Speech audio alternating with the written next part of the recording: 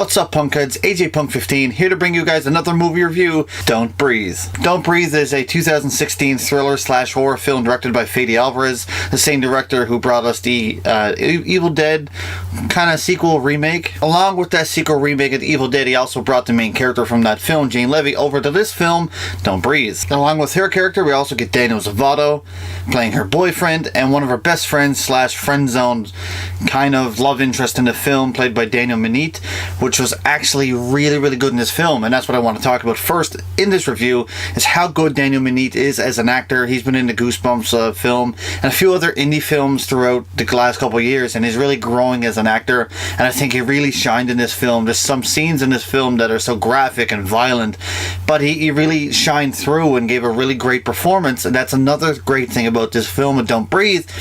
Every character brought it, including the blind man played by Stephen Lang.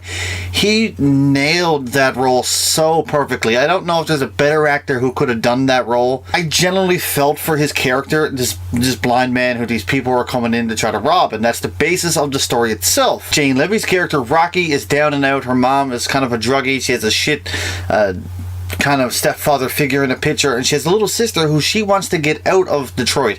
She wants to bring her to California. Her little sister wants to go surfing, and she wants to bring her there so she can learn how to surf, so she can have a better life for herself. Jane Levy's character, Rocky, is actually dating Daniel Zavarro's character of Money. Money is your typical gangster style teenager slash 20-year-old. You know, he wants to go out and make as much money as he can for probably the easiest way possible, which is to steal it. He gets a tip from his actual person he sells all the stolen items to that there was this house in the middle of nowhere, in the middle of Detroit, no cops around, in sight, no one else in the houses next door. It's just this broken down, dilapidated house that he can just go in and steal six-figure money from it. They figured around $300,000 or more in that house. Alex, played by Dylan Moret, his character's father owns a company, a security company, has a lot of keys to the houses and stuff, and that's how they break in. They use his father's keys, they go in, they break in, they get out, set the alarm, and blah blah blah, and always take under $10,000, except for this time. This is the big score. This is the one that they want to go for, to get out of Detroit, to go to California, and to start a better life for all three of these characters. But things go awry when they go to this house. Number one,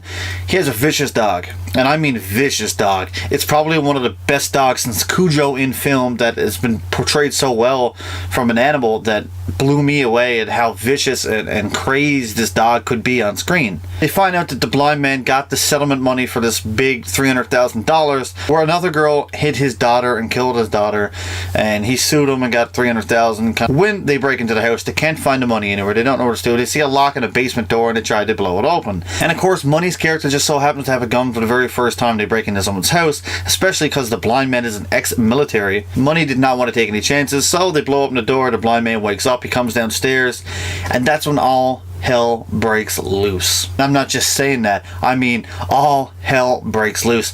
Characters get beaten, torn, flipped, burnt. Everything you can think of in this film is so creative in the way that they do it with this blind man, how he knows the environment of his house. He knows the layout of that house in his memory. He doesn't need to see. I mean, he turns out the lights at one point, and the other two people, they don't know what they're doing. And if you've seen the trailer for this film, it's not a spoiler. Money's character does die early on in this film. So the majority of this film is spent with Alex and Rocky escaping from the blind man, trying to get out of the house, leaving the money behind, or so they thought. And then the blind man kind of shows them where it was to.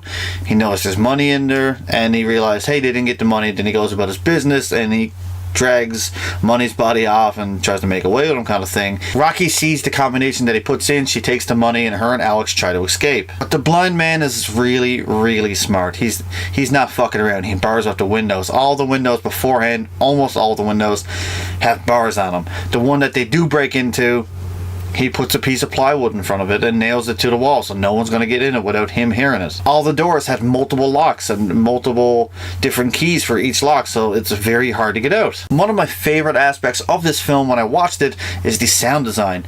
It is absolutely incredible to see the blind man walk into his house and the subtle objects that he touches that give him a sound to know where he's to in that house. It's just so crazy. There's a lot of minimalistic score in this film where you don't actually hear the score, and when you do hear a score, it's mostly because certain parts of the movie are happening where it's like an overhead shot or something.